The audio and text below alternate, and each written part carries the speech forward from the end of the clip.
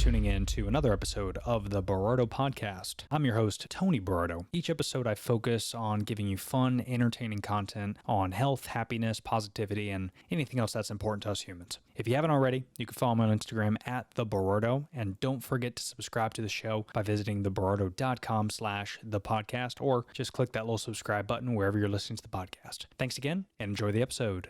You're just funny. It's funny, the way you tell the story and everything. Funny how? Come here though. Yeah, he's crazy, see? Who are you? We interrupt this program to bring you a special report. Are you ready? Ladies and gentlemen, what's up? We're ducking these things out, man. I'm excited. But before we get into today's episode, I do want to give a quick shout out to Public Goods. So publicgoods.com is the one-stop shop for affordable, sustainable, and healthy household products.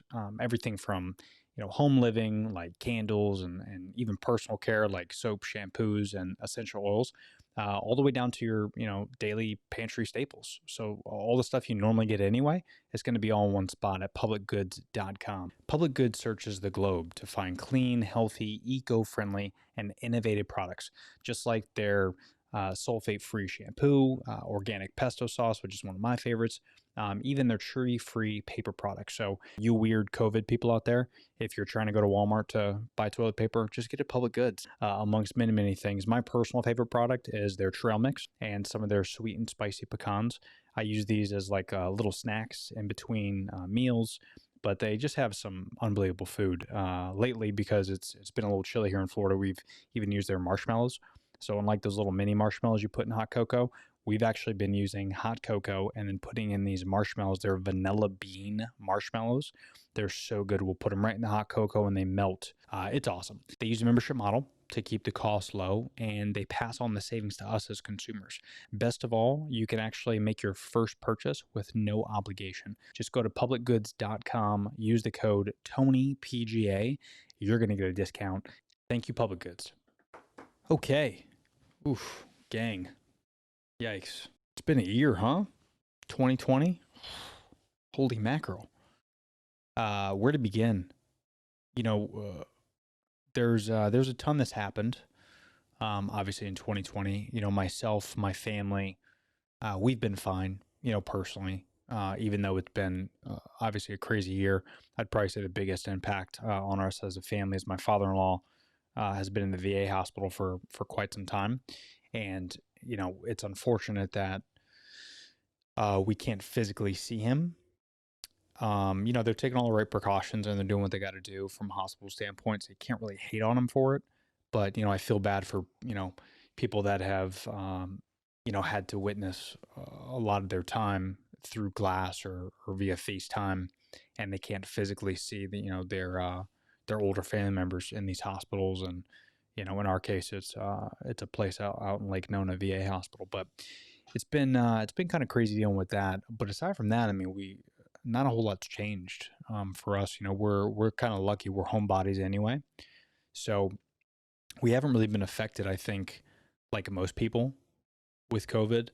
I would even challenge to say that the people that are most upset about companies being on lockdown and not being able to go out are two types of people, right? The type of people that are genuine, meaning they own a company or their job's affected or a family member's affected by that.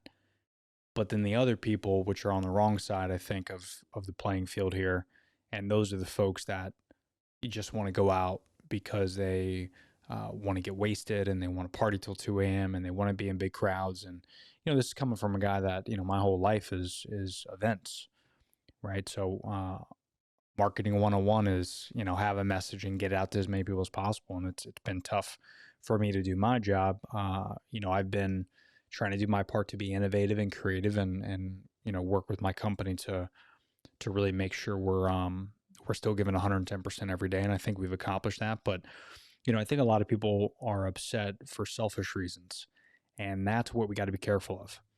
As we go into 2020, here's a news flash, as we go into 2021, here's a news flash. I don't think it's getting any better. Not anytime soon. The vaccine's out. That's great. But I still think it's going to be, you know, roughly kind of the same overall feeling. You know, you look at like what the movie industry is going through right now, it's madness. You know, the movie industry, I won't talk about Tom Cruise's rant, but you know, it's kind of interesting to see that side of the fence where, you know, these guys and gals, their whole world is movies, right? Entertaining us. And we kind of took it for granted before. And now we're kind of starting to realize that it's a big production. Um, there's a lot of steps that movie has to take to get into the movie theater. And now movie theaters are being affected. Obviously, a lot are shutting down left and right. But, you know, we also kind of think to ourselves, streaming's just better, right? I mean, I hate to say it because my first job was at a movie theater, so I feel for them. But again, it's just better at home. Like, especially with our new house, it's just better. We have the popcorn, you know, you throw it in the microwave, it costs you whatever, it breaks down $1.50 a bag or some shit. And, you know, you have your candy and you could be in your PJs or you could be butt ass naked. I mean, whatever you want. It's just better, right? And you don't have to spend $20 a ticket. And a lot of these movies are kind of forced to put things out in streaming. And I think as this continues to happen, that's going to be the new normal. So, you know, movies are a big part of people going out, right? So in 2021, are you going to go to the movies more? Probably not. So that's what I mean. Things are going to probably stay the same, or if not, get a little bit more, you know, separated. So on the flip side of that, it kind of blows because that's one of the best parts about, you know, socializing, right? Is just being outside and going out and, you know, hanging out with friends, whether it's at movies or at bars or at clubs or, you know, events or festivals. And that's going to suck. It's going to suck not to socialize. Although I think I've socialized more now than prior, right? Like aside from actually physically going to events, I feel like I have a better appreciation for friends, family. Like, I mean, these, you know, video chats and Zoom chats and FaceTimes, it kind of sucks, but man, how lucky are we to be in this situation from a technological standpoint that we can actually do this type of stuff. It's pretty amazing and pretty incredible. Man, what a time to be alive when we could do this type of stuff, right?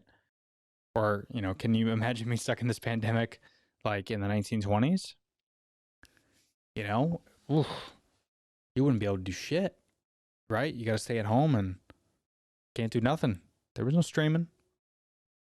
We're lucky in a sense that it's going on right now, but I think it's just preparing us for really what's going to happen, and that's disconnecting from the world. And that's shitty to say, but I think that is the future. Is, you know, it's going to be a big part of our lives moving forward. Is this tech, you know, this tech gear, this virtual, you know, not face to face anymore. Really, it's, you know, laptop to laptop or phone to phone, and we don't want to admit it, but I mean, we're on our phones almost 24/7 anyway. So it's not that far fetched that this is the future. So, you know, it's like we're more upset about the nostalgic part of it, right? Like people are upset that Blockbuster shut down because, oh, Blockbuster was the greatest. Was it though? What was it really the greatest? I mean, you know, another good, like James Bond, 007. You know, Sean Connery, may he rest in peace. But come on, you watch those movies versus what Daniel Craig is doing now with the new Bonds. Come on. What's better? Daniel Craig is 100% better at being James Bond. I mean, these are just facts. They're just better movies. But it's better, you know, it's a better movie for the time that we're in, right? Like, you know, back then in the 70s, 80s when Connery was 007, yeah, those were the greatest movies ever, right? They were awesome. But you look at them now and it's kind of like, eh. So I think that's kind of where we're headed is technologically, we have to kind of face facts and say, this might be the future. You know, it might be just on the screens and we have to embrace it. We have to get excited about it because I think there's a lot of advantages to it too.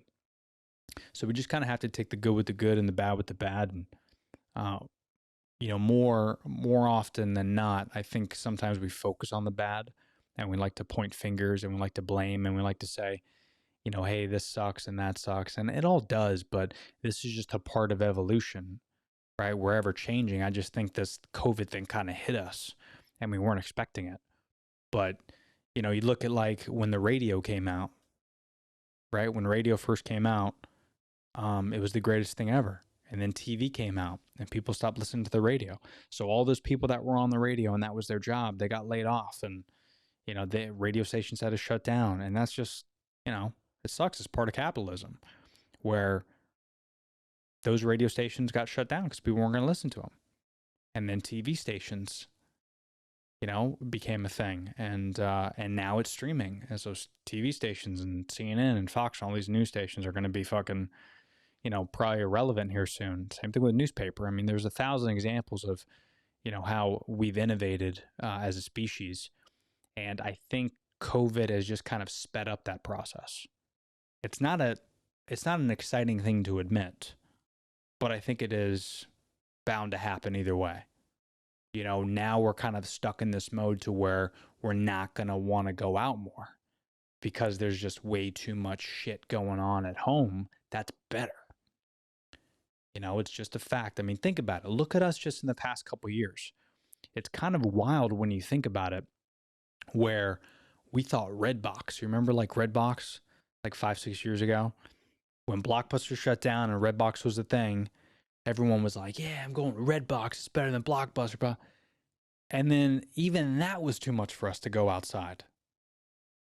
To go to a vending machine DVD, we would just go to our house, or excuse me, we'd leave our house a couple miles away, pick up Redbox. But now we don't even do that because it's better to just press a button, pay a monthly service, and get anything you want.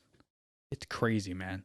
So I think sometimes we admit that, yeah, we like to go out, we like to do certain things here and there, and I think a lot of that is true. But, you know, ultimately we like what's easiest and what's fastest.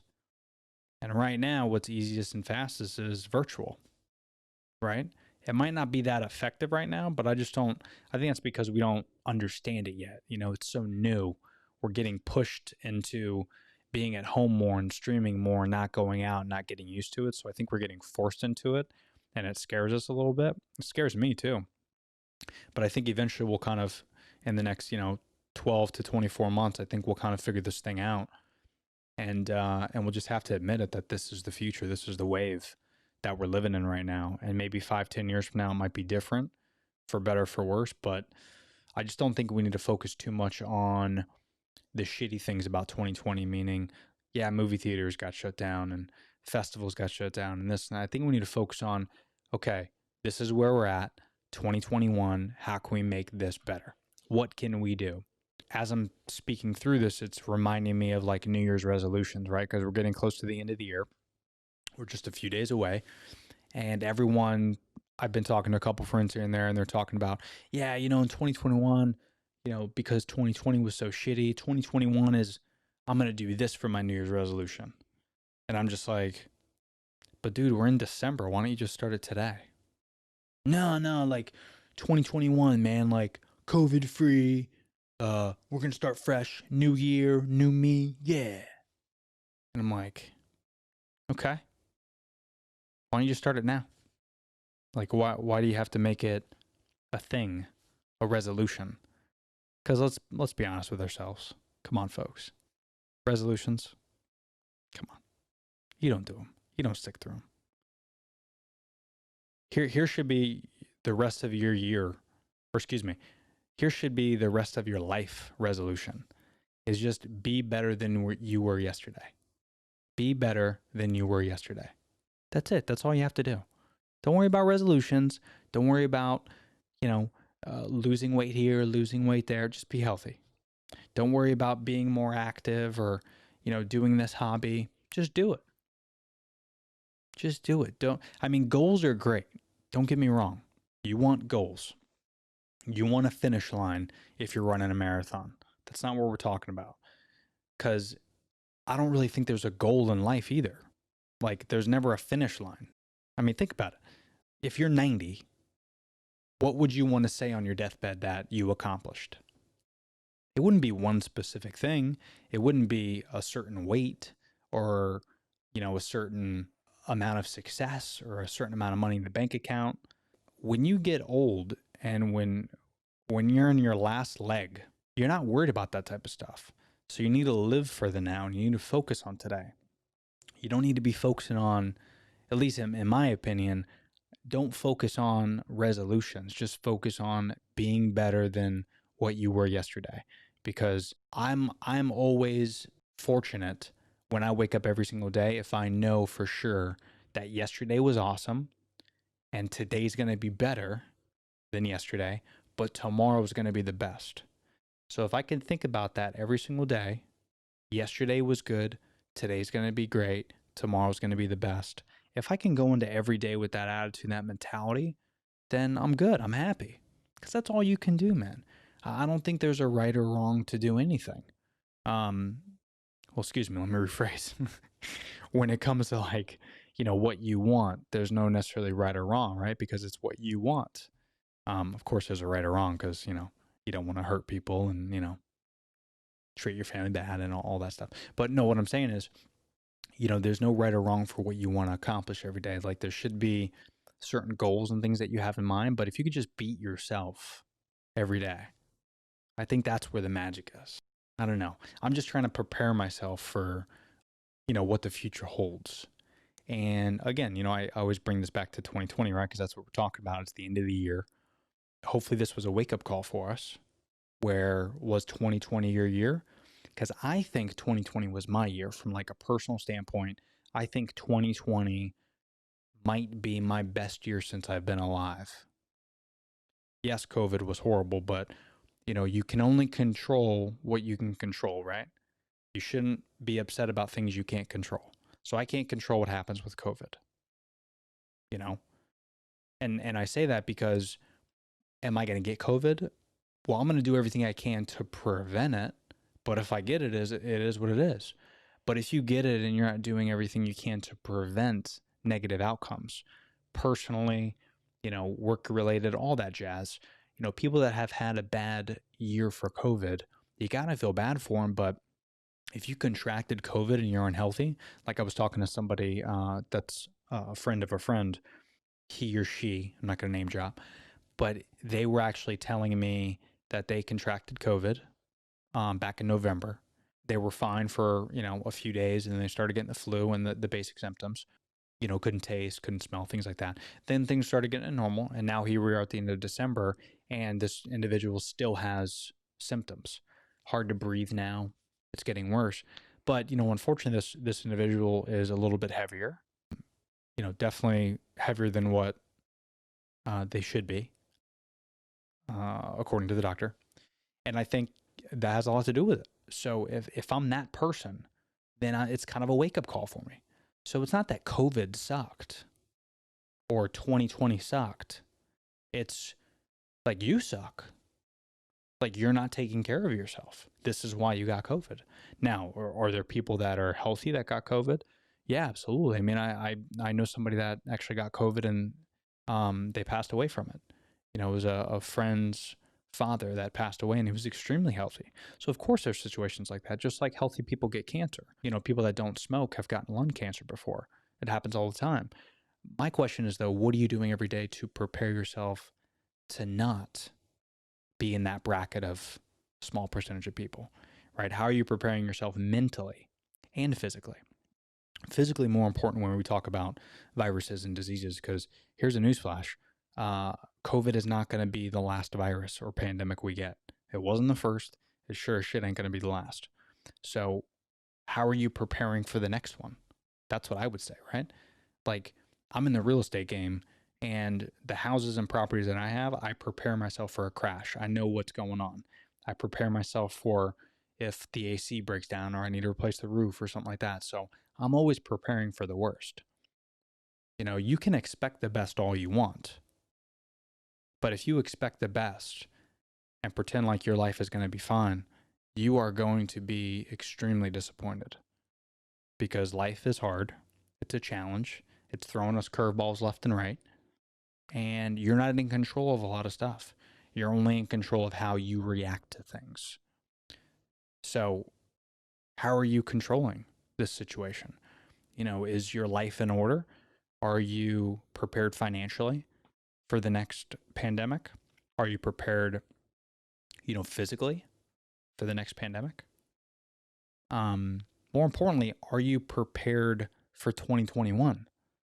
Because if 2020 was a rough year for you, which it wasn't for me or my family, but, God forbid if it was for you, are you going to pick yourself up?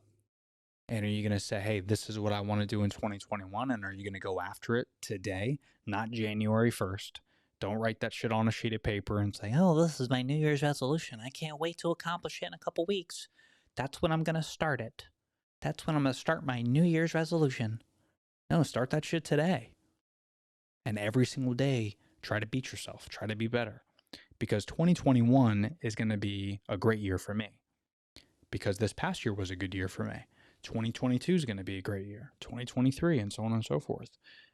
We can control a lot of stuff, but again, the one thing you can control is how you react to everything. And if you're prepared and you're proactive to make sure you're set up financially, physically, mentally, and you're prepared on all cylinders, then it's going to be pretty tough to ruin your day. Even a pandemic won't ruin your day. If you're prepared on all those cylinders, it's going to be very, very challenging. I'll kind of use local business as an example because I just had a podcast with a buddy who owns a company and we were talking about local business. Local businesses are struggling right now big time. So, if you're going to support anybody, support local business, right? But those local businesses, hopefully if they had a business plan and they were smart enough to prepare for not a pandemic, but if they could prepare themselves for, let's say everyone decides tomorrow not to eat at restaurants. If you own a restaurant, that's a problem for you. But if you saved money and you have a nest egg and you do the right things that you should when you own a business, then you should be fine. You pull out when you got to pull out, you call it a day and you go do something else. So yeah, local businesses are struggling, but hopefully local businesses can kind of think to themselves, okay, it looks like e-commerce is the way to go.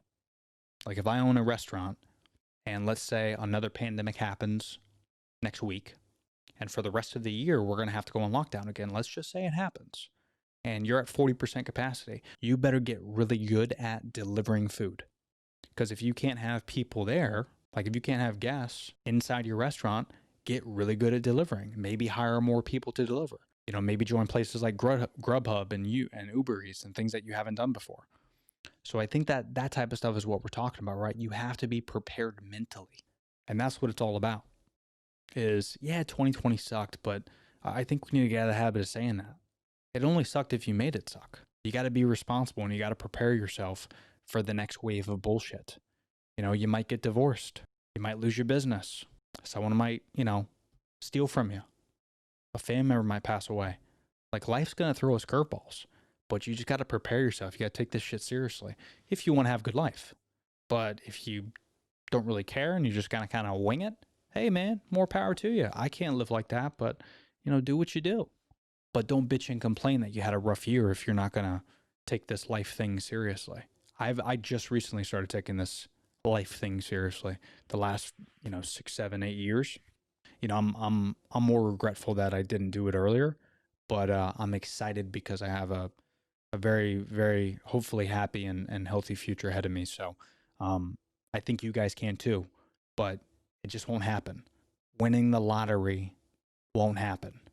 Even if you play the lottery, you shouldn't count on it, right? You should count on things that you can control and you can actually focus on and do.